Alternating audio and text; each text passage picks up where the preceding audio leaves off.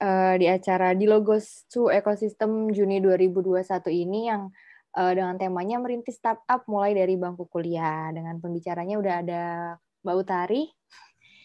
Nah, mungkin sebelum mulai kita bisa ini dulu ya, pembukaan dulu dari Bapak Istia Budi selaku manajer di Lo Balikpapan. Mungkin sebelumnya untuk Pak Istia Budi waktu dan tempat kami persilahkan. Oke, terima kasih Mbak Putri atas waktunya. Assalamualaikum warahmatullahi wabarakatuh. Waalaikumsalam warahmatullahi wabarakatuh. Terima kasih untuk Pak Sutadi yang mewakili Bapak Wali Kota Pak Rahmat. Terima kasih waktunya Pak Sutadi, Kadis Kominfo yang bisa berkenan hadir untuk acara digital untuk Gusto Kampus. Terima kasih juga Mbak Utari waktunya ya. Orang sibuk sekarang ini ngalang-ngalin BTS ya. Dan kebanggaan bagi orang Balikpapan ya, bahwa Mbak Utari salah satu startup yang dari Indonesia masuk ke startupnya Google ya. Jadi 8 ya Mbak ya, alhamdulillah. Kami sebagai orang Balikpapan, warga Balikpapan, suatu kebanggaan. Harapan kami bisa memberikan insight ke teman-teman yang ada di grup yang di acara webinar ini. Kedua, program DGT kami ini dari Dilo ini harapan kami bisa menumbuh kembangkan talenta-talenta digital. Kami harapan banyak utari-utari ya yang bisa kita cloning ya di Kota Balikpapan ini, bahkan bukan Balikpapan aja, bisa Kalimantan atau ke Indonesia Timur. Harapan kami bisa berkembang. Karena saat ini juga dari Kemeninfo ada program 1000 startup, dari Telkom ada programnya Indigo. Termasuk kemarin kita juga lagi programnya Kemenparekraf, ya backup juga dijalankan. Nah, salah satu ini programnya dulu juga DGT ini salah satu program yang harapan kami bisa memberikan kontribusi pertumbuhan startup khususnya di Balikpapan. Itu aja. Terima kasih untuk teman-teman ya. Tolong teman-teman ya ini tolong diserap ilmunya Mbak Utari. Mumpung masih fresh habis dari programnya Google, nah apa aja sih bisa ke sana, apa sih Mbak bisa lakukan. Oke, saya tutup. Terima kasih. Wassalamualaikum warahmatullahi wabarakatuh. Saya kembalikan ke Mbak Medi. Oke. Terima kasih Bapak Istia Budi atas sambutannya ya. Kemudian selanjutnya untuk mewakili Wali Kota Balikpapan Bapak Haji Rahmat Masud sudah hadir bersama kita hari ini Bapak Sutadi, Kadis Kominfo dari Balikpapan, mungkin bisa menyampaikan juga nih opening speech patah dua patah kata untuk membuka acara pada sore hari ini. Oke, terima kasih Mbak Medi. Assalamualaikum warahmatullahi wabarakatuh. Rekan-rekan semuanya yang saya hormati, saya banggakan. Pada kesempatan ini, sampaikan permohonan maaf dari Bapak Wali Kota Balikpapan, Bapak Haji Rahmat Masud, SCME, yang seyogyanya beliau akan hadir gitu ya di tengah-tengah kita semuanya. Namun karena beliau ini begitu padat ya, banyak kegiatan dan masih sendiri gitu ya, belum ada wakil wali kotanya, sehingga saya juga baru sekitar jam 3 tadi baru diinformasi dengan ajudan untuk mewakili beliau gitu. Oleh karena itu mungkin ingin sampaikan permohonan apresiasi kepada teman-teman di LUS semuanya dan juga mengucapkan mohon maaf gitu ya karena tidak bisa menghadiri pada saat kegiatan hari ini. Oleh karena itu saya Kominfo Kota Balikpapan diminta untuk wakil beliau gitu ya memberikan sambutan. Mohon maaf Mbak Medi, suara saya apakah terdengar? Terdengar Oke, dengan jelas. terima kasih. Ya, baik. Oleh karena itu saya izin menyampaikan sambutan kota sebagai berikut.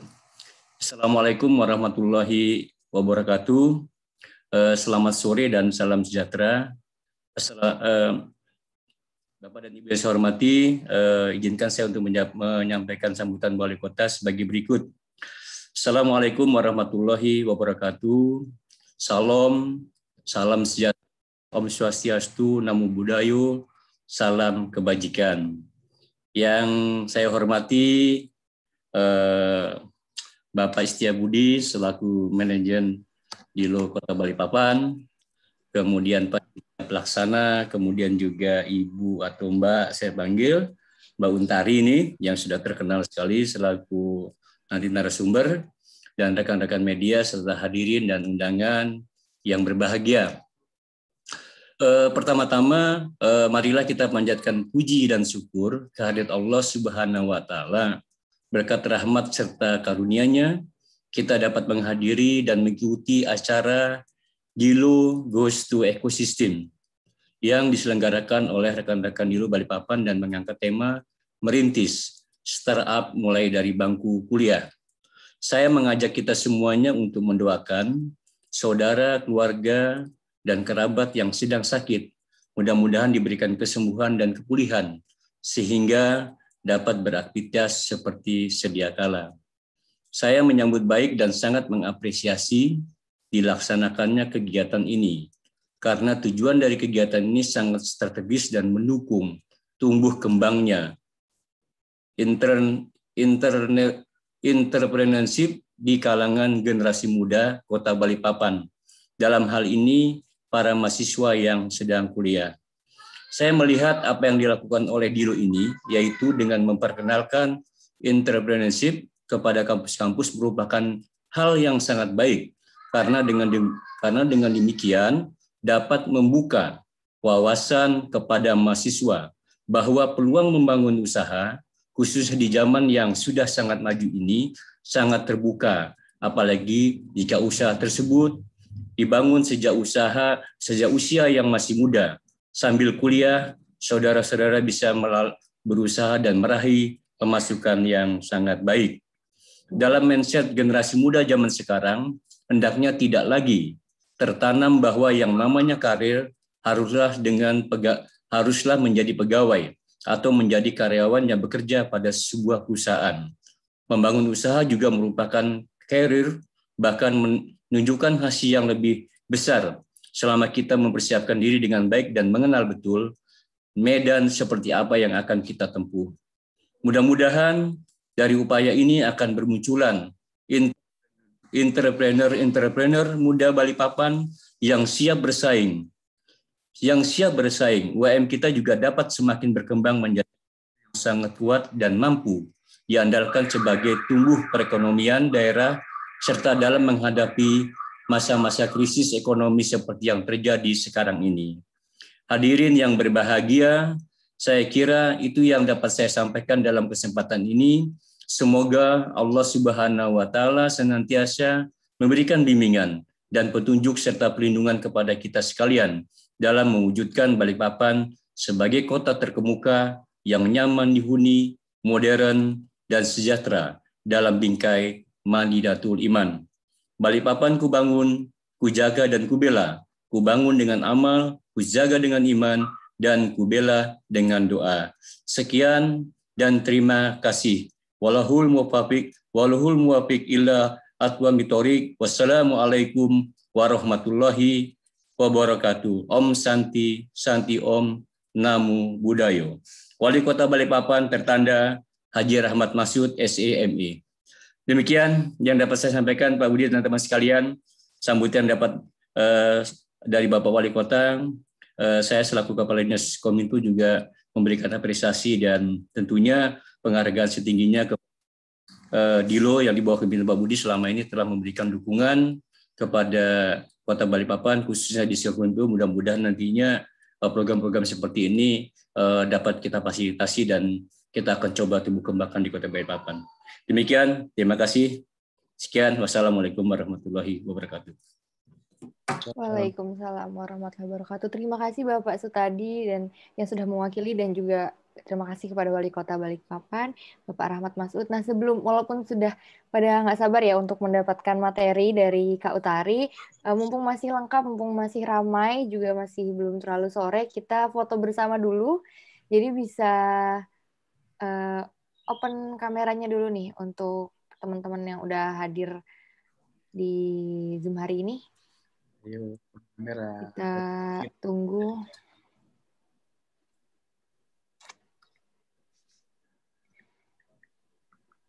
Yuk, bisa pada dinyalain kameranya.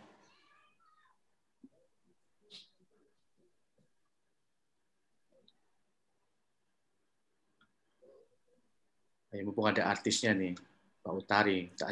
Iya ini. Mau kapan lagi ya foto sama orang artis terkenal dari kapan ini?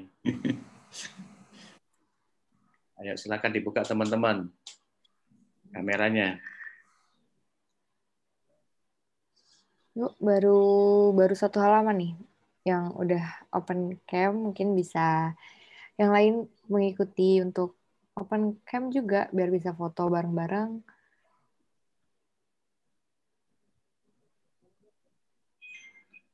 Ayo teman-teman.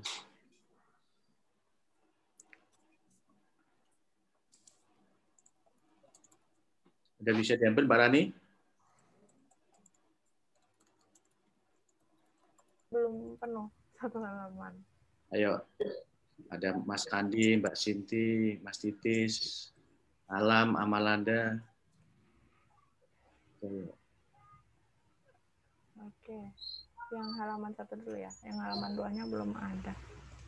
Oke, baru yang halaman 1 ya. Yang halaman 2 belum ada. Mungkin aku bantu aba-aba ya, biar Mbak Rani bisa fotoin. Ya. Oke, untuk yang halaman 1 dulu nih. 1, 2, 3.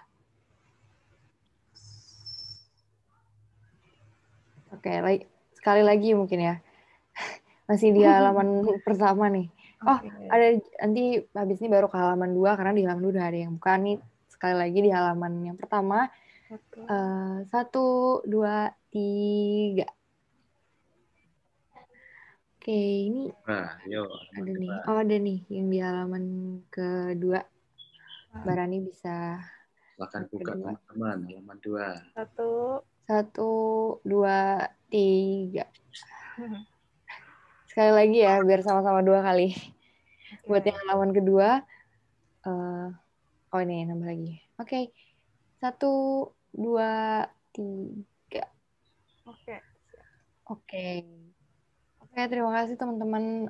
Kita udah foto bersama ya. Selanjutnya ke acaranya yang kita tunggu-tunggu, yang udah ada Mbak Utari hari ini bareng kita untuk menjelaskan nih merintis startup mulai dari bangku kuliah ya, dengan materinya Mbak Utari yang merupakan General Director dan juga Co-founder dari Aruna Indonesia yang tadi startupnya udah sampai masuk ke Google. Mungkin biar tidak berlama-lama lagi, untuk Mbak Utari waktu dan tempat kami persilahkan bisa mulai menjelaskan materinya untuk hari ini.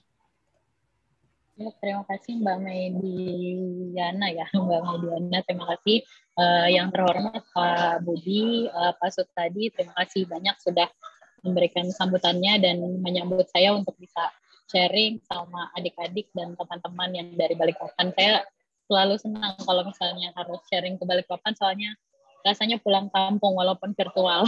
Kebetulan kalau saya kebanyakan di Jakarta sehari-harinya Pak, tapi memang operasionalnya Aruna sendiri juga justru pertama kalinya dari Balikpapan dan sampai sekarang masih sering bolak-balik. Nah, sebelum saya share soal bagaimana sih tips-tipsnya, saya mau memperkenalkan diri dulu, tapi mungkin saya akan putar satu video dulu ya, biar teman-teman bisa lihat sama-sama. Sebentar.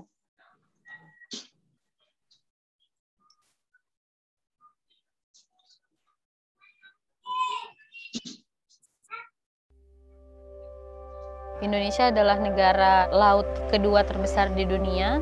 Saat ini adalah negara yang sangat besar potensi perikanannya. Tetapi ini berbanding terbalik dengan kehidupan para nelayan. Kebanyakan masyarakat pesisir itu kehidupannya tidak sejahtera. Jika nelayan Indonesia tidak memiliki laut lagi atau tidak punya kesempatan untuk melaut lagi, mereka tentu akan sangat sedih dan bingung.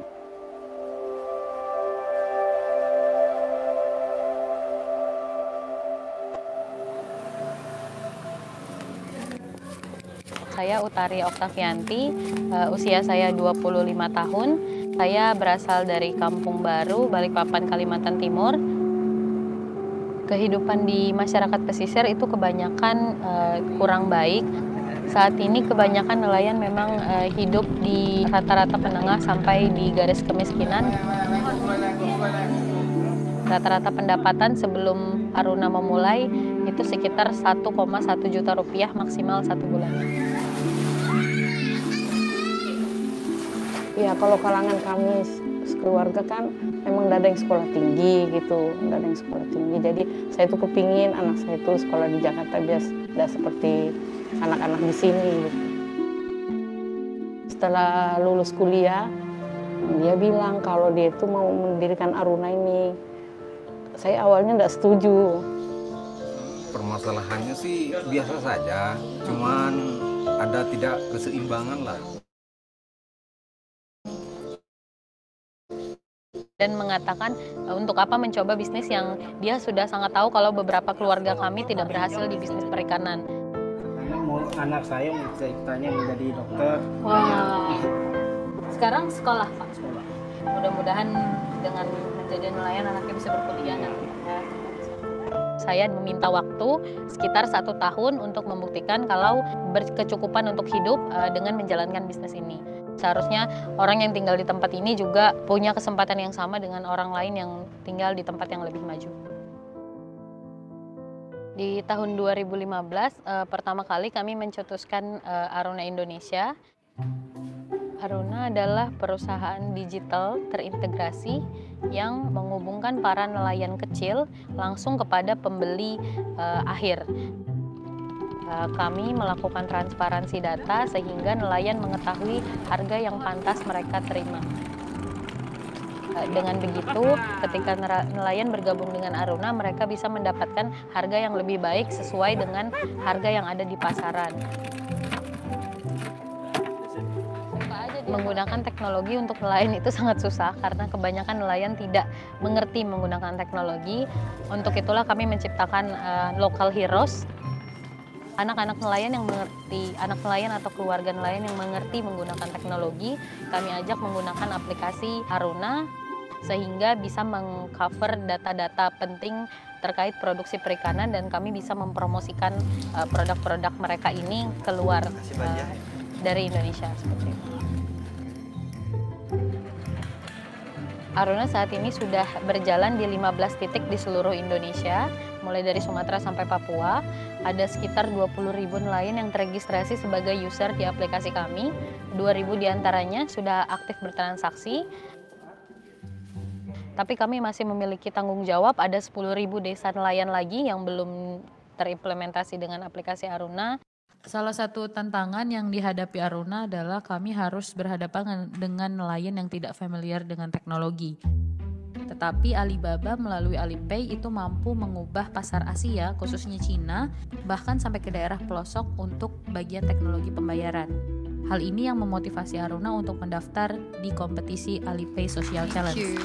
Nah, di Alipay Social Challenge, Aruna bertemu dengan banyak negara dengan berbagai social business. You are focused on the technology and maybe you are well interested about how to do the market. I think the Ali and Ant Financial can share this for you. Dari Alipay Innovation Challenge, kami belajar bahwa Aruna harus melakukan pendekatan langsung kepada nelayan agar mereka memiliki pemahaman lebih tentang penggunaan teknologi. Kami juga memberdayakan para perempuan untuk menjadi wanita pemprosesing ikan. Nah, kami menawarkan pasar yang berbeda dibanding dengan pasar tradisional. Dengan bergabung dengan Aruna, para nelayan meningkat pendapatannya 3 hingga 12 kali lipat, bahkan pendapatan per desa nelayan bisa mencapai 700 juta rupiah per bulan. Aruna ingin menjadi Alibaba untuk Indonesia dan ingin membawa perubahan untuk bidang kemaritiman.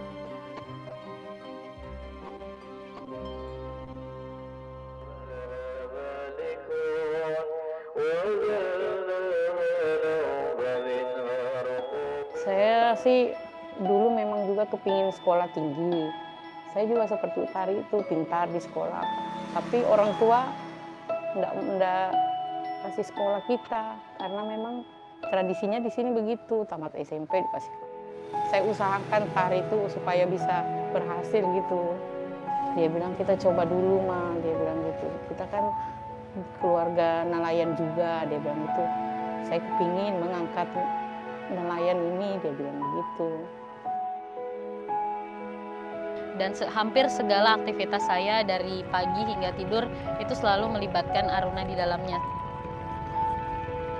Yang sangat saya ekspektasikan dari Aruna adalah lebih banyak orang yang bisa terbantu dari bisnis ini.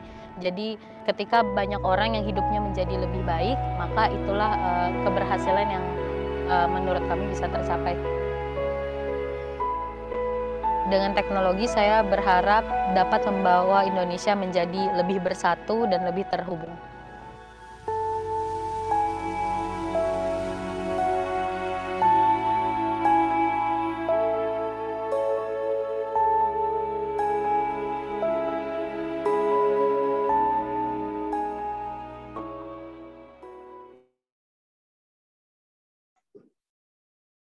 Ya, itu tadi sedikit perkenalan soal Aruna. Saya akan lanjutkan ke presentasinya sebentar.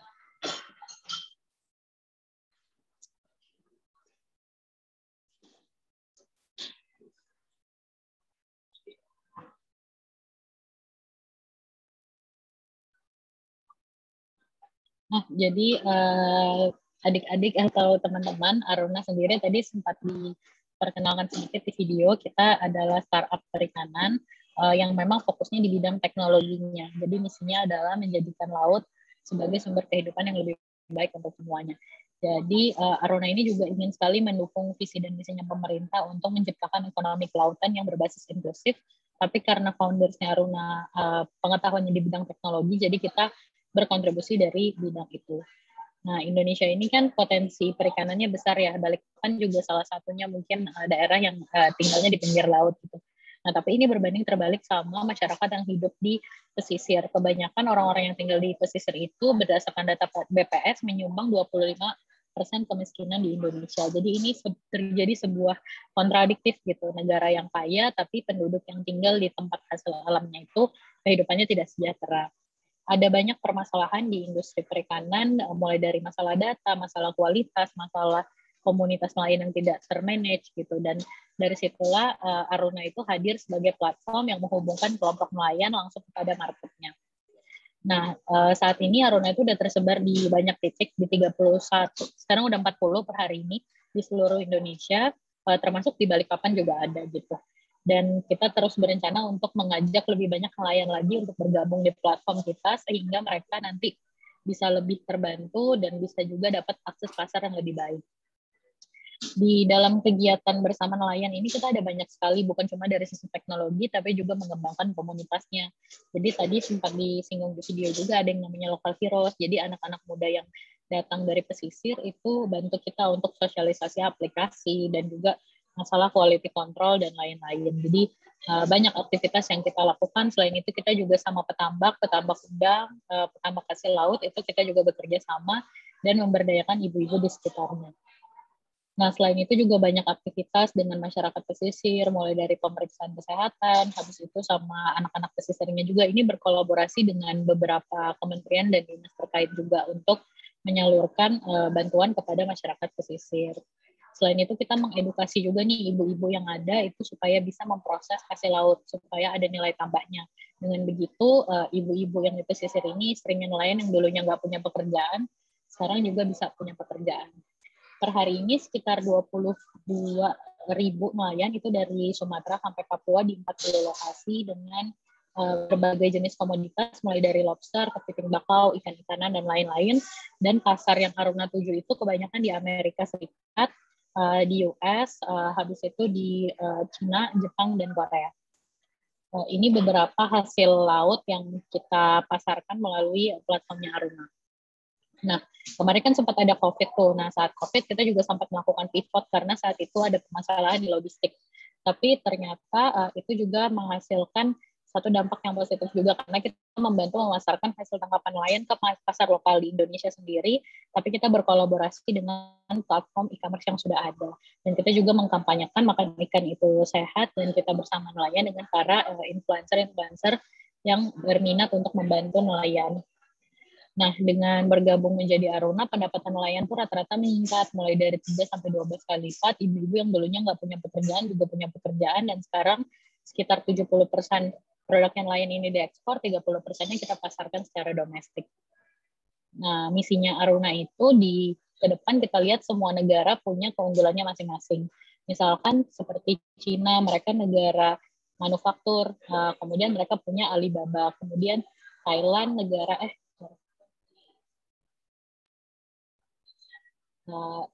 negara tourism pariwisata, mereka juga punya Agoda sebagai platformnya. Dan kita lihat Indonesia ini sebagai negara maritim, maka Indonesia juga punya kesempatan nih untuk menjadi platform yang dikenal produk-produk perikanannya melalui Aruna. Nah, jadi itu sedikit tentang Aruna, tentang apa yang saya dan teman-teman kerjakan, yang mungkin bisa jadi gambaran pada teman-teman yang ingin memulai berusaha atau memulai berbisnis sejak kuliah. Nah, sebelum pindah, saya akan ceritakan perjalanannya dulu nih, gimana sih dulu Aruna ini bisa terbentuk gitu. Jadi founders Aruna bukan cuma saya sendiri, saya bertiga sama 2 orang teman kuliah. Jadi memang kami teman sekelas di kampus dari semester awal sampai semester akhir.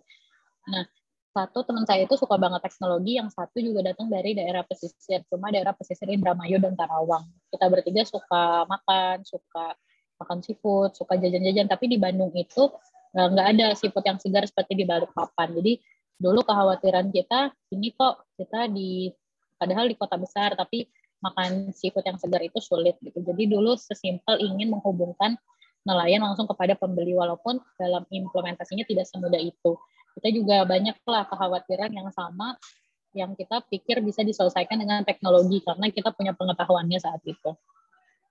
Tapi memang nggak semudah itu. Jadi dari awal berteman kita udah coba bikin bisnis, nyatanya gagal lebih dari 10 kali. Pokoknya kita cari modal karena namanya mahasiswa, kalau misalnya kita kuliah pasti keterbatasannya kan sama modal, dan waktu itu sama, kita juga nggak punya modal tapi kita ikut kompetisi bisnis karena kalau menang itu kan dapat hadiah dan uangnya bisa dipakai untuk mengoperasionalkan bisnisnya. Nah, akhirnya setelah 10 kali mencoba sampai setelah berkali-kali gagal udah hampir mau lulus, tapi kita tetap coba lagi dan ternyata itu berhasil. Idenya kita ikut hackathon, mungkin teman-teman ada yang familiar ya dengan istilah hackathon. Kita ikut hackathon yang diadakan oleh Istana Negara, dan saat itu kita berhasil menang dan diundang oleh Presiden dan menteri-menteri terkait pada saat itu di challenge untuk bisa mengimplementasikan bisnisnya dalam waktu 1 bulan, karena waktu itu baru ide. Jadi kita ikut kompetisi bisnis plan dulu, waktu awal-awal namanya masih pasarlaut.com. Pasar Laut ini platform domestik yang kita bikin di tahun 2015, tapi ternyata gagal. Jadi itu bisnis pertama yang kita bikin dan ternyata gagal. Yang kita banyak lah dapat pelajaran dari sana juga gitu. Dan ternyata kita coba lagi ikut kompetisi hackathon dan ternyata menang. Akhirnya kita diundang untuk bisa kolaborasi juga sama pemerintah. Jadi di tahun 2015 di sini kita kenalan sama menteri-menteri terkait, sama beberapa investor juga gitu, untuk kita di challenge bisa melaksanakan bisnisnya Aruna. Tapi walaupun sudah kenalan sama presiden, sudah kenalan sama menteri-menterinya, itu tidak bisa serta-merta langsung jalan gitu aja. Tetap ada kunci eksekusi yang penting dari sisi founders atau misalnya dari sisi teman-teman yang mendirikan si bisnisnya ini sendiri.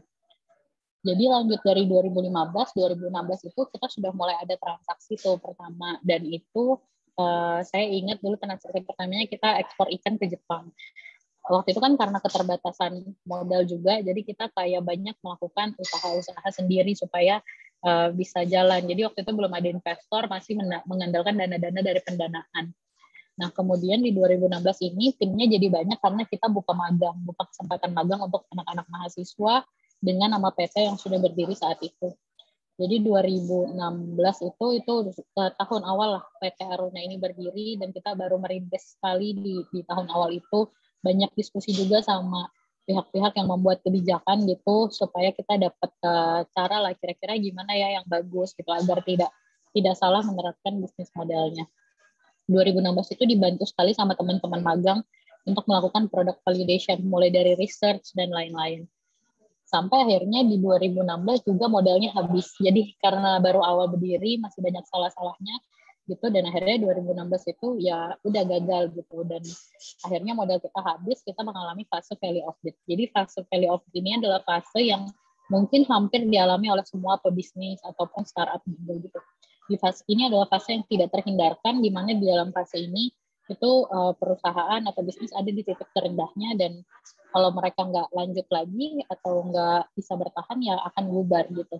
Sama Aruna juga mengalami fase tersebut, dan di sini kita juga udah kehabisan modal, timnya pun udah selesai yang magang. Jadi sangat sulit waktu itu untuk melanjutkan bisnis Aruna, tapi kita memutuskan untuk tetap melanjutkan dengan melakukan bootstrapping. Jadi bootstrapping itu adalah istilah yang dipakai untuk kayak cari modal lain lah, kerja di tempat lain, cari proyekan, nanti uangnya dikumpulin untuk melanjutkan bisnis yang sudah ada. Kuncinya untuk bisa lolos dari fase ini adalah dengan determinasi atau keyakinan yang kuat supaya kita bisa tetap melanjutkan bisnis dalam keadaan apapun gitu. Nah, dulu 2016 ke 2017 itu semuanya kita kerjakan sendiri. Mulai dari operasionalnya, bisnisnya, sistemnya, semua kita create sendiri. Kadang jadi meeting, habis meeting jadi OB gitu, itu semua bisa terjadi. Kadang jadi orang yang ngasih kerjaan, tapi juga jadi orang yang mengerjakan. Jadi semuanya dilaksanakan sendiri dengan keyakinan kalau misalnya kita tetap lanjutkan, ini pasti bisa berhasil gitu. Sampai di 2017 kita memutuskan buka tadi mini plan pertama Aruna di Balikpapan. Kenapa pilih di Balikpapan? Simply karena rumah saya itu di sana, terus paman juga di sana di Balikpapan ketua kelompok nelayan, jadi lebih enak lah untuk implementasi di tempat yang lebih dekat daripada kita cari lokasi baru. Dan akhirnya ternyata 2017 ini berjalan dengan cukup lancar gitu dan bisa diduplikasi di lebih banyak tempat. Sehingga ini tahun lalu ya sama Pak Budi juga sempat masuk artikel juga ya, kita mengumumkan pendanaan kita juga di tahun lalu dan sampai sekarang masih terus bertumbuh lah Aruna sendiri gitu, dan harapannya bisa membuka lebih banyak pekerjaan dan juga memberikan peluang untuk lebih banyak nelayan bisa dapat akses market yang lebih baik gitu. Nah, pertanyaannya sekarang kan sebenarnya gimana sih startup itu gitu, dan gimana sih cara kerjanya. Jadi mungkin udah pada tahu kalau industri digital itu sudah berevolusi ya. Jadi sudah terjadi revolusi di industri ini, lebih banyak perusahaan itu terutama selama COVID ya, banyak perusahaan yang sekarang go digital. Dan ini sudah tidak bisa dihindarkan lagi, termasuk dari sisi perikanan. Taksi terbesar, transportasi itu semuanya bukan mereka yang punya taksinya, tapi justru menyiapkan platformnya aja. Hotel sekarang seperti Traveloka gitu, itu bukan mereka yang menyiapkan hotelnya, tapi orang lain yang bergabung di platformnya. Jadi terjadi era digital, terjadi era kolaborasi juga. Nah, ketika mendirikan startup di Indonesia itu sangat identik dengan namanya teknologi. Ada satu teknologi yang mendisrupsi atau mengubah kondisi teknologi yang sudah ada. Misalkan yang dulunya kalau pesan makanan cuma bisa datang ke tempatnya, sekarang sudah bisa melalui handphone. Kalau mau beli tiket pesawat, sekarang sudah bisa melalui handphone. Jadi teknologi apa nih yang memudahkan disrupsinya? Bahkan kalau beberapa di luar negeri, kalau misalnya mau delivery makanan, sudah tidak perlu lagi pakai taksi gitu. Bahkan udah ada robot drone yang mengantarkan makanan dari satu tempat ke tempat lain. Jadi selalu ada teknologi itu, selalu ada teknologi baru, tinggal dilihat kita ini teknologi yang kita buat itu udah sampai readiness mana. Jadi TRL ini teknologi readiness level atau kesiapan sebuah teknologi untuk dipasarkan atau diluncurkan. Nah, satu buku yang menarik itu adalah bukunya Steve Blank, itu tentang startup. Jadi kalau menurut dia, startup itu adalah organisasi yang digunakan untuk bisa menghasilkan bisnis yang scalable. Jadi bukan cuma sekedar kita bikin teknologi, tapi gimana caranya teknologi kita itu bisa scale, bisa besar dan bisa bertumbuh secara cepat. Nah, pertanyaan yang paling sering muncul ketika ngomongin startup biasanya adalah gimana sih Kak cara kerjanya funding di startup itu? Kenapa ada startup yang diberitakan dia dapat pendanaan, terus dia segini ada yang IPO gitu, itu apa maksudnya? Jadi gini, startup itu bekerja sama halnya dengan bisnis biasa. Jadi ketika dia masih dalam tahap ide atau tahap pengembangan, itu bisnis punya kita 100% gitu. Nah, tapi saat kita misalnya, atau kita sama co-founder, itu masih punya kita lah. Misalnya co-foundernya ada 2, oke ini masih punya kita dibagi 2. Nah, tapi biasanya saat startup itu mau maju, mau tumbuh lebih besar kan butuh modal. Nah, modalnya itu kadang nggak dapat langsung investor, jadi cari dari teman dulu, dari saudara. Bisa dengan cara minjem uang terus nanti dibalikin, atau yang kedua dengan membagi saham. Jadi membagi kepemilikan dari bisnis yang kita punya. Misal dibagi ke keluarga. Nah, semakin besar sebuah startup akan semakin banyak investor yang bergabung, dan namanya pun udah berubah, bukan seed lagi tapi udah jadi series A, series B, series C gitu. Sampai nanti ujung-ujungnya bisa exit atau misalnya keluar startupnya dengan istilah IPO atau initial public offering gitu, atau di merger atau perusahaannya dibeli dari perusahaan lain. Jadi ada banyak banget opsi pendanaan dari startup ini. Tapi pada dasarnya kuncinya bukan di pendanaan aja, Kuncinya adalah bagaimana caranya startup atau bisnis yang kita buat itu bisa sustainable atau berkelanjutan. Bukan cuma sekedar mencari pendanaan, tapi juga bikin bisnisnya itu bisa berjalan in the long run gitu. Jadi untuk jangka panjang. Nah, pertanyaan berikutnya kan, terus gimana nih Kak? Udah tahu startup itu apa? Udah tahu gimana dulu pengalamannya Aruna? Kalau saya mau mulai, apa yang harus saya lakukan? Biasanya itu kan tujuan dari sharing hari ini. Jadi kalau menurut dari Steve Jobs, kunci utama kalau kita mau melakukan sesuatu adalah menyukai dulu bidang apa sih yang paling kita sukai, bidang apa sih yang paling dekat sama kita. Jadi jangan karena misalnya di Indonesia banyak e-commerce, oh saya pengen juga deh bikin e-commerce gitu. Atau misalnya ngelihat teman bisnis sepatu, oh saya mau juga bisnis sepatu. Jangan. Tapi pilihlah bisnis atau bidang yang memang sesuai sama kemampuannya kita sendiri gitu. Nah, gimana cara menemukan tujuan hidup? Ini salah satu buku dari Ikigai yang bilang kita harus menemukannya itu bukan cuma dari yang kita sukai. Misalnya kita sukanya main game gitu. Tapi udah gitu aja gitu, itu nggak cukup. Nah, apakah kita bagus? Kita bisa nggak develop gamenya? Dunia butuh nggak game yang kita mau bikin?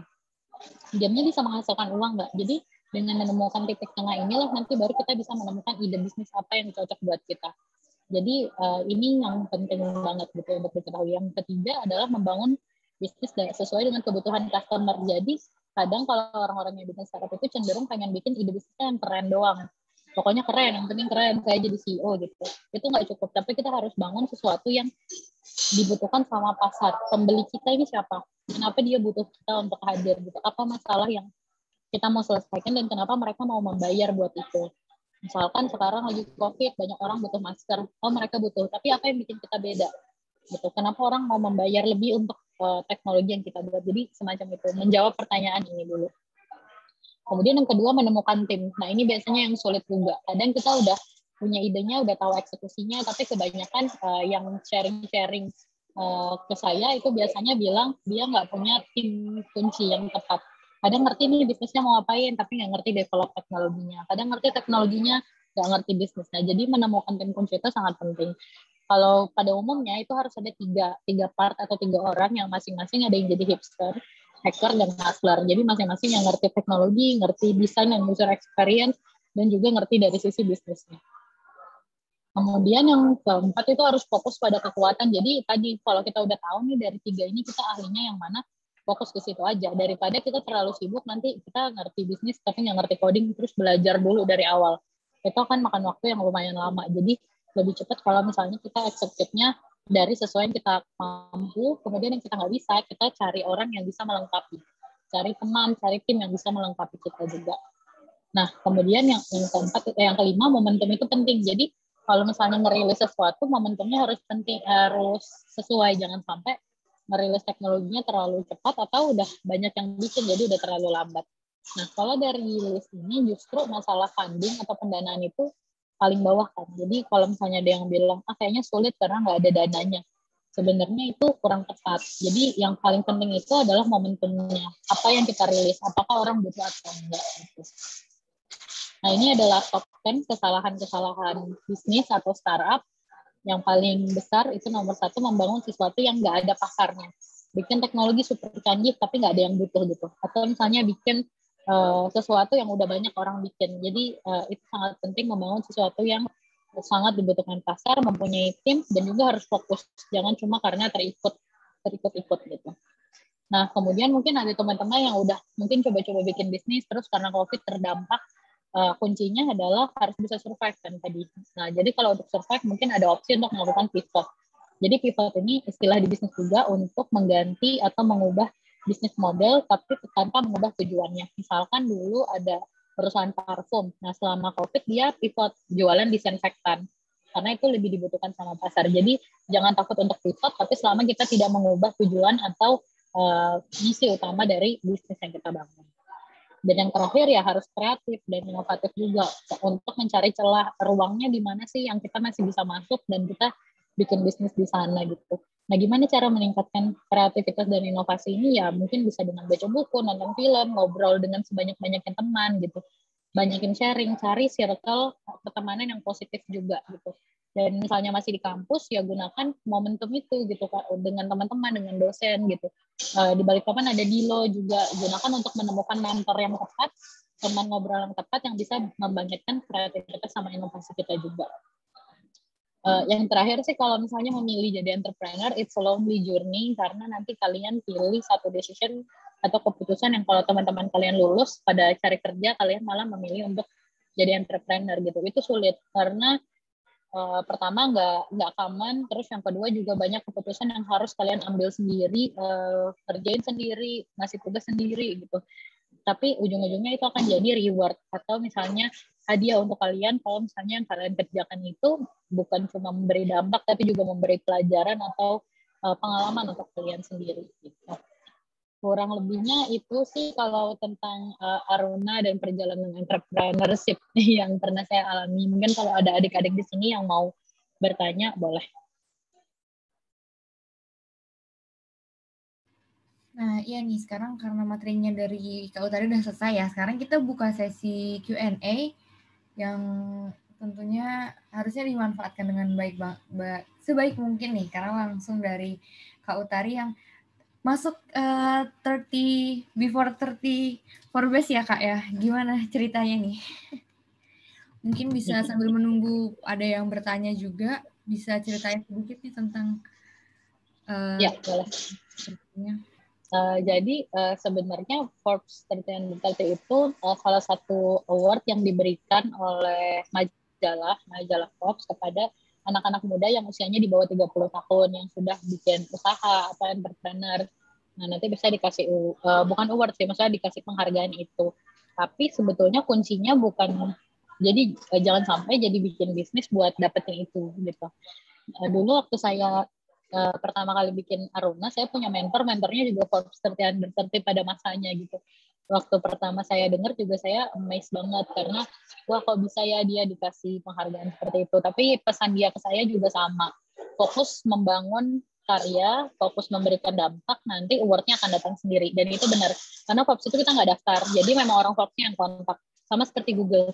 Jadi kita nggak daftar, habis itu dikontak sendiri. Mereka yang research, mereka yang cari informasi kita.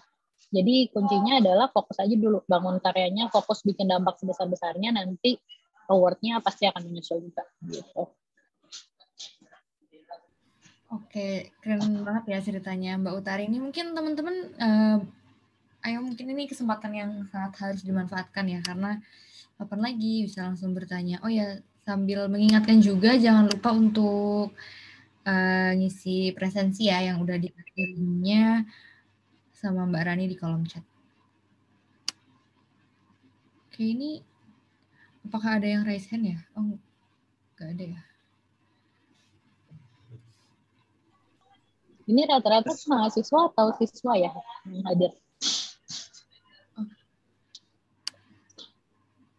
Mahasiswa sih Mbak, banyak mahasiswa. Ada juga itu senior UI UX itu Mas Hafiz itu, wah itu senior UI UX itu. Ini pada malu-malu, padahal rata-rata jajan udah punya bisnis Pak. Bisa gitu. Saya coba ngawali Mbak. Apa sih Mbak motivasi yang paling besar? Ya selain tadi Ibu kan sempat nggak boleh ya usaha ini, tapi Mbak tetap kekeh bahwa dengan startup ini bisa berhasil. Apa sih yang itu? Apa sih yang harapan kami teman-teman juga kebuka bahwa orang tua udah nggak mau ini, tapi Mbak Utari punya mimpi bahwa ini bisa loh, ini bisa loh. Itu kan satu hal yang tantangan yang berat kan sebenarnya. Nah, itu apa yang Mbak bisa share ke kami ya biar teman-teman muda ini paham bahwa kalau kita punya sesuatu itu harus apa sih biar kami meyakinkan bahwa ini memang goalnya indah meskipun nanti berjalan dari tengah kan, tapi goalnya akan indah. Itu apa Mbak Utari? Jadi sebetulnya yang paling penting itu tahu potensinya dulu sih Pak. Jadi kadang kita itu ngerjain sesuatu kalau cuma ikut-ikut itu kan nggak tahu nih potensi besarnya apa. Dulu yang kami lakukan di Aruna kita tahu potensinya sebesar apa. Bahkan kayak walaupun keluarga melarang juga kita tahu ini ada peluangnya, pembelinya udah menunggu gitu, nelayannya udah menunggu. Jadi tinggal menunggu eksekusinya kami. Kami bisa memberikan dampaknya seperti apa, bekerjanya secepat apa. Jadi kalau misalnya dibilang, tapi Mbak aku tuh udah ngotot nih ngerjain ini, udah 10 tahun saya kerjakan, gagal terus. oh berarti something wrong. Konsepnya lean startup kan ketika kita fail ada learning yang kita ambil. Nah kalau udah 10 tahun nyoba terus tapi terus gagal, berarti itu nggak ngambil learningnya. Pasti ada something wrong di dalam situ. Learningnya itu nggak harus melulu kita mempertahankan bisnis model yang ada. Dulu Aruna bikin pasar laut juga gagal gitu awalnya kan. Jadi konsepnya itu bukan berarti kita ngotot mempertahankan ininya kita. Pengennya bikin bisnis udah terus gitu. Tapi lebih ke misinya. Goals-nya itu apa? Goals-nya itu bukan melulu tentang bisnis yang dibuat, tapi apa? Misalnya kalau dulu kami pokoknya mau bikin dampak untuk nelayan dan keluarganya. Cuma itu aja, bukan kita spesifikin dampaknya itu di bidang apa gitu. Dengan begitu ruang kita untuk inovasi jadi lebih banyak.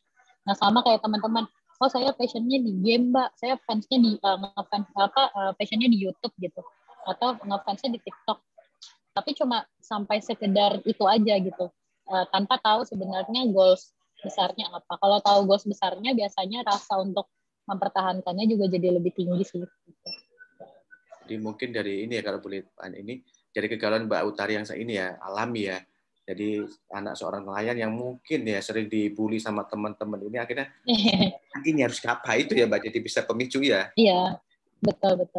Determinasinya tuh lebih ke karena memang pengen yakin nih, coba dulu deh gitu. Ada dorongan untuk melakukan itu, dan ada perasaan kayaknya saya yakin saya bisa kerjakan gitu. Tapi ada juga beberapa selama menjalankan Aruna ini yang saya misalnya ada anak-anak yang bikin ide bisnis baru atau turunan inovasi, itu saya evaluasi dulu. Ini yakin mau diambil atau cuma setengah-setengah. Kalau setengah-setengah jangan dibikin karena lumayan takes time. Nah, makanya penting banget teman-teman mengenal. Kalau menurut saya kuncinya kalau masih mahasiswa itu lebih ke pengenalan diri dulu sih Pak. Karena itu yang sulit, menemukan jati dirinya dulu. Kalau misalnya enggak, takutnya terbawa sama teman-teman. Jadi semangat bikin di awal-awal aja, nanti habis itu timnya bermasalah, pada tutup startupnya gitu. Ya. Terima kasih Mbak Utari. Jadi riset besar ya, karena tadi ya selama ini kehidupan yang dialami akhirnya jadi goal visi yang gede. Saya coba ya tadi ya. Problem solve-nya di situ ya Mbak ya. Tadi itu saya harus bisa. Kalau bahasa ini dendam yang bagus itu tunjukkan bahwa kita bisa kan gitu ya. Betul. Oke. Itu ada yang tanya. Ini ada yang bertanya nih Pak. Silakan Mbak. Ini terima kasih Putri ya yang udah bertanya. Jadi Putri nanya nih, gimana dulu semester berapa merintis startup dan bagaimana memanage waktu. Ini penting banget nih memanage waktu, karena kalau misalnya udah ada kan harus fokus juga. Dulu saya mulai startupnya itu sebenarnya dari semester 1 udah bisnis. Jadi memang dari semester 1 udah jualan macam-macam, tapi mulai yang bentuknya startup, yang pakai tech aplikasi itu bikin dari semester 3. Jadi dulu semester 1-2 lebih ke bisnis konvensional, semester 3 itu mulai yang bikin startup. Nah, tapi selain startup, saya juga aktif kuliah, terus aktif organisasi juga, aktif lomba juga. Itu banyak banget yang saya kerjain gitu. Dan masih aktif main sama teman-teman kuliah. Kan nggak bisa kan, masih muda harus banyak main sama teman-teman, biar nanti tetap punya koneksi juga gitu. Nah, jadi gimana nih membagi waktunya? Jadi kuncinya dari membagi waktu itu sebenarnya satu aja, fokus ketika kita sedang mengerjakan sesuatu. Jadi kalau istilah sekarang itu mindful atau sadar. Kalau misalnya kita lagi mengerjakan itu, kita bisa ngerjain 10 aktivitas sehari, tapi jangan sampai multitasking. Jadi 10 aktivitas sehari tapi sambil ngerjain ini, sambil TikTok-an, sambil Facebook-an, sambil nonton YouTube gitu. Akhirnya jadi nggak fokus, tapi lebih ke fokus kepada apa yang kita kerjakan saat itu, dan kasih waktu itu sampai selesai. Misalnya saya akan kuliah Senin sampai Jumat, tapi dari pagi sampai siang ke sore saya akan buat ngurusin bisnis, sore ke malam saya pakai buat belajar gitu. Karena sebenarnya bukan di masalah membagi waktunya, tapi di kita mau atau enggak membagi waktu kita. Kadang kita nggak mau ngebuang waktu kita buat sekedar scrolling di sosial media kayak gitu. Terlalu sayang buat ngebuang itu. Padahal sebenarnya semakin banyak aktivitas kita, biasanya kita semakin bisa untuk ngebagi waktunya. Asalkan kita punya kemauan itu tadi. Jadi pintar-pintarlah membagi waktu dengan cara tadi menulis prioritas juga. Sebentar saya sambil cari juga.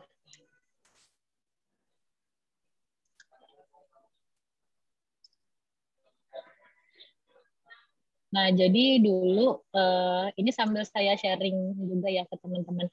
Dulu saya waktu kuliah pakai ini, mungkin sebagian ada yang sudah tahu, sebagian ada yang belum. Nah, ini namanya bagian prioritas, teman-teman. Jadi, gimana sih caranya kita biar bisa multitasking atau mengerjakan banyak tugas dalam satu waktu. Nah, kuncinya gini, apakah misalnya yang kita kerjakan ini urgent atau nggak urgent? Urgent nggak? Misalnya tugas kuliah dari dosen dikumpul besok, itu kan urgent. Penting nggak? Penting gitu. Atau misalnya urgent nggak ada telepon, ada email banyak menumpuk, atau ada WhatsApp dari kuliah, ada WhatsApp dari masalah startup juga yang belum dibalas gitu. Tapi harus sekarang penting nggak kalau dibalas sekarang? Oh ternyata ada beberapa chat yang nggak penting, lebih ke diskusi.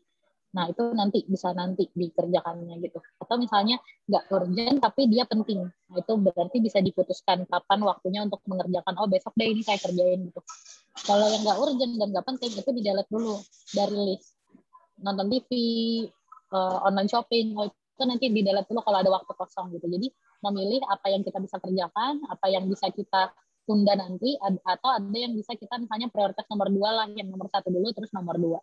Nah jadi teman-teman bisa cari di internet namanya bagian prioritas gitu. Ada banyak contoh-contoh kasusnya, nanti dari situ bisa mulai memfokuskan yang mana kerjaan yang mau dimulai duluan. Ini bisa berguna buat tugas kuliah juga sih, karena kalau kuliah online pasti tugasnya makin banyak kan, pasti makin sulit, tapi anggap aja itu challenge nih, tantangan membagi, karena nanti kalau udah bikin bisnis tugasnya lebih banyak lagi. jadi ya itu tantangan lah, membagi-bagi waktunya dari sekarang. Terima kasih Putri, semoga membantu. Ada lagi, saya langsung jawabin aja ya Pak. Ya. Ini yang kedua dari Zahra, dari Mutia. Mutia ingin bertanya, apakah ada bisnis serupa dengan Aruna? Bagaimana cara mengembangkan dan membuat berbeda? Jadi pasti ada aja yang bisnis serupa. Ada beberapa tuh di luar negeri yang serupa. Jadi mereka bikin juga, tapi kebanyakan mereka fokusnya ke dari sisi market. Nah gini, tapi kalau misalnya kita bikin bisnis ternyata ada yang serupa, kita harus tahu unique value kita apa, pembeda kita dari yang lain itu apa. Apakah misalnya dari sisi hulunya atau hilirnya, maksudnya gini, misalnya kita udah kalau yang dari sisi Aruna, kita lihat banyak orang unggul dari sisi market, tapi Aruna itu punya komunitas nelayan yang kuat. Nah jadi bisa jadi keunggulan kita dari sisi nelayannya, bisa juga dari sisi timnya yang dibikin beda, kita bikin budaya tim yang berbeda yang bikin mereka lebih semangat untuk kasih impact. Jadi pasti selalu ada celah di pembeda, bahkan misalnya kalau kita ngomongin Gojek atau Grab pun ada bedanya kan, atau misalnya Tokopedia dan Shopee juga ada bedanya masing-masing. Pasti masing-masing memiliki segmen yang berbeda-beda. Untuk itu penting banget punya segmen yang berbeda banget. Kalau di Indonesia kita ada nih yang mirip-mirip, tapi mereka mainnya di ikan tambak tawar. Nah, Aruna mainnya di laut. Jadi bisa dengan pembeda-pembeda itu sih yang bisa bikin kita survive. Jadi harus cari, teman-teman harus pintar-pintar pilih selanya di mana yang bikin kita berbeda. Bahkan penjual masker sekalipun yang paling simpel, mereka ada bedanya. Ada masker yang nggak pakai strap, ada masker yang buat pakai hijab, ada masker yang apa. Jadi selalu ada celah pembeda yang itu harus jeli ngelihatnya gitu. Gitu ya Mutia, mudah-mudahan membantu. Dari Alam ya, Alam Bautari, cara kita menentukan roadmap bisnis model. Oke, bidang jasa ini menarik nih. Cara menentukan ide dan konsep dengan timing. Bisnis model menurut saya juga masih menjawab. Bagaimana cara manajemen waktunya kira-kira butuh.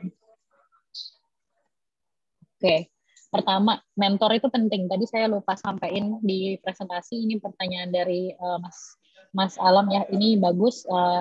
Jadi udah punya idenya, udah tahu mau ngapain, tapi masih belajar dari sisi teknologinya juga sedang mendalami ya. Nah, terus habis itu kapan bisa mendapatkan timnya? Habis itu masih menjalani pendidikan di bidang IT, bagaimana tips dan triknya untuk menemukan mentor. Jadi ini ada beberapa pertanyaan, saya jawab satu-satu. Yang pertama, ide bisnis di bidang jasa ekspedisi itu adalah satu bisnis yang sangat menjanjikan, yang bisa saya bilang untuk masa depan. Karena sekarang semua makin integrasi dan semua makin butuh logistik. Akan sangat bagus kalau ada startup di bidang logistik yang lahir dari Balikpapan. Karena itu bagus banget, apalagi bisa menjawab mungkin teman-teman yang di Kalimantan, yang Kalimantannya bukan cuma Balikpapan ya, mungkin yang lebih jauh, Penajam, api-api, sananya lagi gitu. Yang lebih jauh lagi pasti merasakan gimana ongkir dari Jakarta ke daerah itu mahal banget. Kalau misalnya kalian bisa temukan cara untuk meng-solve itu menjadi lebih murah gitu, itu jadi satu solusi. Atau misalnya bikin bisnis apalagi yang lain yang selain logistik gitu.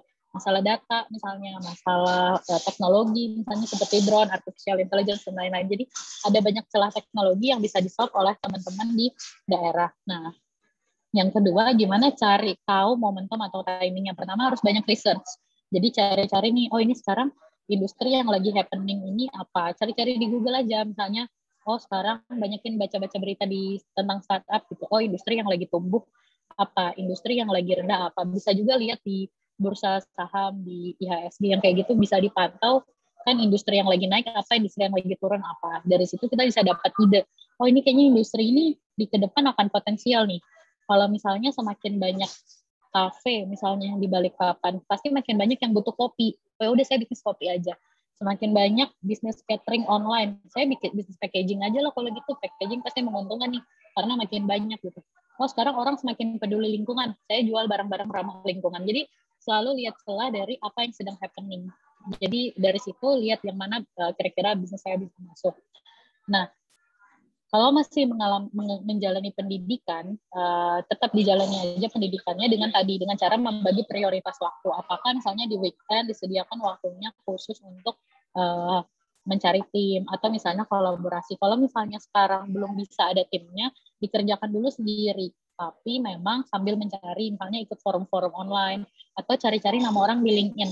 Penting banget, dan menurut saya wajib banget teman-teman yang masih mahasiswa itu punya LinkedIn. Karena dari situ teman-teman bukan cuma bisa cari tim, tapi cari mentor. Misalnya pengen cari mentor di bidang apa? Di bidang startup lain. Misalnya siapa, Traveloka misalnya. Cari aja Traveloka. Habis itu di DM aja orangnya di PM. Saya dari ini, saya mahasiswa, boleh nggak saya minta waktunya untuk mentoring? DM sebanyak-banyaknya orang. Habis itu siapa tahu ada 1-2 yang bisa nyangkut untuk jadi mentor gitu. Atau ikut acara-acara startup kan semakin banyak nih yang online. Nanti dari situ pembicaranya di chat aja, boleh nggak saya mentoring gitu, pengen belajar atau diskusi, saya punya ide ini dan itu.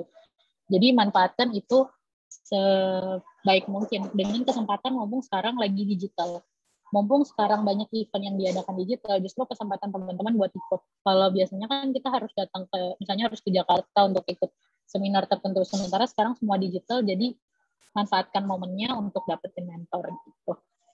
Mas Salam, semoga bisa menjawab. Ini ada pertanyaan lagi. Gimana cara mengirimkan produknya untuk keluar kota? Jadi kalau di Aruna sendiri, Mas Hafiz, kita itu ada kolaborasi sama logistik. Jadi di logistiknya itu ada logistik khusus untuk komoditas-komoditas perikanan. Nah itu kita kerjasama dengan logistik itu, sehingga untuk kiriman keluar kota juga, bahkan ke luar negeri nggak ada masalah, karena ada rantai dinginnya. Nah makanya teman-teman yang tadi ada sempat mau bikin bisnis logistik mungkin bisa dicari. Dan sebenarnya bukan cuma logistik sih, sekarang itu ada banyak banget peluang industri baru yang belum dijajaki. Bahkan di pariwisata juga banyak, di mana juga banyak, ada virtual tour, ada apa, banyak banget. Tapi ya harus banyak-banyak research gitu. Nah kalau di Aruna juga kita itu ada quality control atau QC yang itu bisa menjamin checkpointnya di setiap kota itu ada checkpoint, ada tim Aruna juga yang bisa menjamin kualitas dari hasil laut yang kita kirimkan. Gitu Mas Hafiz. Nah, terus ini sambil saya jawab-jawabin aja nggak apa-apa, Mas Naufal. Bagaimana cara menentukan pengolahan data dari Aruna? Pemahaman tentang machine learning, data scientist, analis sehingga bisa dikembangkan. Di Aruna kita dulu jurusannya manajemen bisnis, telekomunikasi, dan informatika. Dulu waktu kuliah. Di situ kita belajar IT tapi tidak mendalam. Jadi belajar IT dasar-dasarnya semua, tapi kita tahu data science, kita tahu machine learning, tapi kita belum dalam, belum deep. Nah, gimana caranya biar kita selaku founder tahu, ya kita belajar. Walaupun nggak belajar dalam, ujung-ujungnya kalau timnya udah gede, itu kan kita bisa cari timnya nih, yang bisa ahli di bidang itu untuk mempelajari. Tapi jangan sampai kita nggak tahu dasar-dasarnya. Jadi, kalau ditanya apakah kita bisa, tapi nggak perlu juga sampai menghabiskan waktu untuk mendalami itu. Karena yang paling penting untuk founder dari startup itu adalah membangun bisnisnya.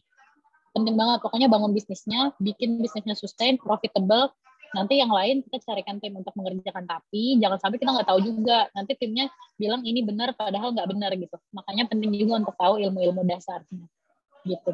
Kalau sekarang masih dikembangkan sama tim kita juga, kita ada tim IT sendiri dan juga masih terus develop nih kira-kira teknologi apa yang fit. Karena kalau ada teman-teman yang berminat di industri semacam agriculture itu kita nggak bisa pakai teknologi yang terlalu canggih ya buat di awal-awal. Jadi cari yang paling simpel dulu lah gitu buat awal-awal. Itu sih kurang lebih Mas Naufal. Terima kasih pertanyaannya. Bisa nambahkan Mbak Utari ya. Saya juga saat ini dipercaya sama Kemendikbud jadi mitra untuk magang bersertifikat. Nah, ini peluang bagi teman-teman ya. Jadi perusahaan kami jadiin mitra Kemendikbud untuk program magang bersertifikat. Siapa tahu teman-teman mau magang. Kita lagi udah buka ya per hari ini sampai di akhir Juli. Nanti di Agustus itu udah jalan program magangnya selama 6 bulan, 1 semester. Nah, ini peluang bagi teman-teman. Dan bagusnya ini yang magang dapat cuan dari Kemendikbud. Terus mantap tuh, Pak. Diakui 20 SKS. Wah, enak banget. Kalau Mas Afid harus di balik papan. Iya. Kita sementara ini, tapi nanti mungkin ada yang online. Kita mau coba blended ya. Alhamdulillah kita dipercaya sama Kemendikbud untuk jadi mitra Kampus Merdeka. Itu penting banget sih Pak. Saya sebenarnya setuju sama program tersebut karena kalau misalnya pengalaman dari sisi startup sendiri ketika mencari talent, kadang kita tahu nih fresh graduate itu bagus, tapi tetap fresh graduate akan sedikit kalah sama yang udah punya pengalaman Pak. Jadi sebenarnya kita nggak butuh mahasiswa yang lulus punya IPK bagus. Itu bagus gitu, dia punya IPK bagus, tapi terus apa gitu? IPK bagus dan kita butuh yang punya pengalaman, yang pernah magang, dia aktif, dia bisa di project management, dia seorang hustler. Kalau misalnya ada itu rebutan Pak. Startupnya rebutan, gak jamar. Susah banget gitu dapat talent yang bukan cuma sekedar mengerjakan yang disuruh, tapi yang punya pengalaman dan mau belajar. Dengan magang itu salah satu cara tercepatnya gitu. Ini. Silakan yang teman-teman mau ini gabung. Saya udah ini sih lihat webnya Kemendikbud.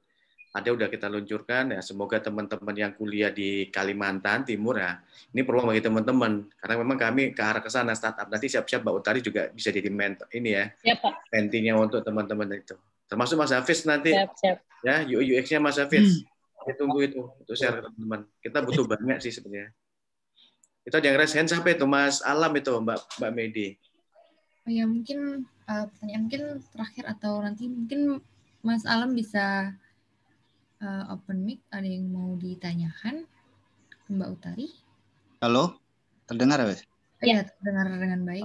Assalamualaikum, makasih Mbak Utari atas pemaparannya. Mbak, saya mau tanya, ini kan startup kan sekarang lagi berkembang pesat ya semenjak era pandemi ini. Kalau di apa namanya tadi?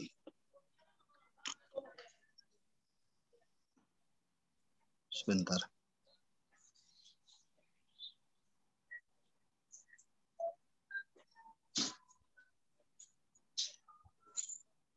Di startup Mbak Aruna itu apakah ada teknologi seperti IoT itu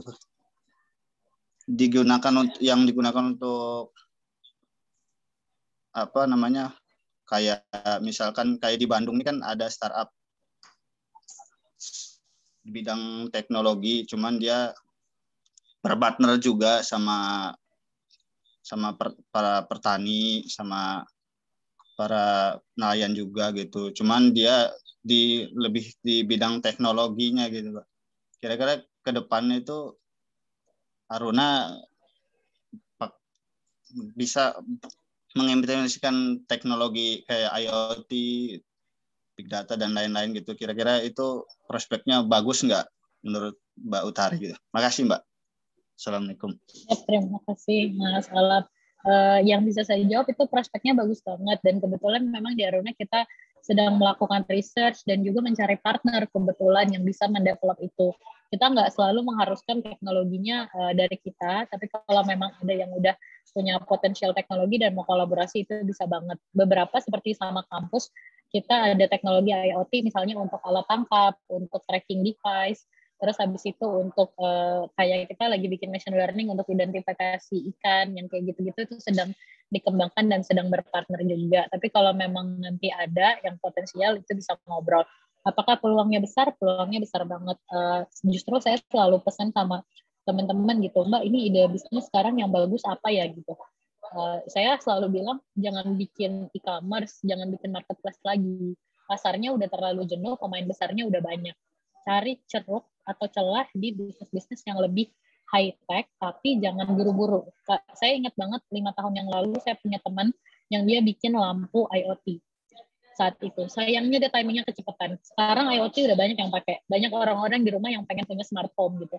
Tapi sekarang momentumnya. Jadi coba berhati-hati, pilih teknologi yang kira-kira sekarang orang udah mulai butuh, walaupun teknologi itu sudah cukup canggih, tapi kira-kira ini bisa diimplementasikan tadi seperti IoT, machine learning, artificial intelligence, blockchain itu kan udah teknologi baru nih. Coba cari yang paling simple bisa diterapkan untuk apa sih gitu. Dan kalau bisa cari di lingkungan yang terdekat sama kita dulu gitu. Gitu sih Mas Alam.